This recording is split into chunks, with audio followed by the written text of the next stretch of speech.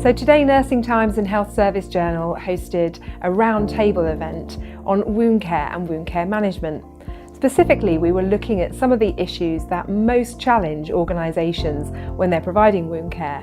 What are the barriers to great wound care? What are the challenges around resourcing, staffing? It was really interesting because we had people here who were nurses, alongside people from the world of finance in the NHS, and also organisations came along that wanted to talk about the work that they'd been doing in wound care. So it was great to combine the clinicians and the other people from other parts of the organisation to talk about how they should all work together and contribute their specialisms, their skills, their experience in order to provide a better service for patients around the issue of wound care. We have to get a better understanding about the impact of wound care across the health economy. If we don't know what the health economy issues are for our locality, then we don't know where to put our resources or our energy. Getting that information locally and painting that picture for my CCGs, my trust board, my patients, my clinicians, and say, you know, this is where we're at and this is where we could be.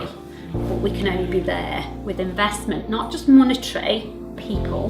And maybe how do you get that actionable data? So it's not just data, it's actual information that you can genuinely deliver care on. And that'll be what gets it on the radar of the top table. I think one of the things is the collaborative approach. We misalign some of our incentives at the moment. I'd like to get it so everybody works together for the benefits of patients. All the work that you've got to do, and how do you change the minds of others within the healthcare service, whether it be acute or community, to put these things on the agenda, to make them a priority.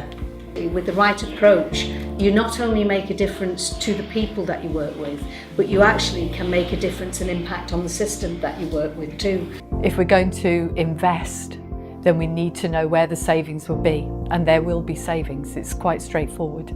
It will be savings around infection, around admission, quality of life, but actually there are in-year savings there for the picking if you look in the right place. I'm really interested in what you mentioned about prevention and what can we do and how can we release funding from the pathway to move into prevention to hopefully have a long-term outcome of less patients with wounds. What's been interesting today is in the conversation, I think we've touched on all the three main themes of 5-year forward view in relation to this particular topic, which is prevention and health. We talked a lot about. We've talked particularly about quality of services and the financial issues that go with it.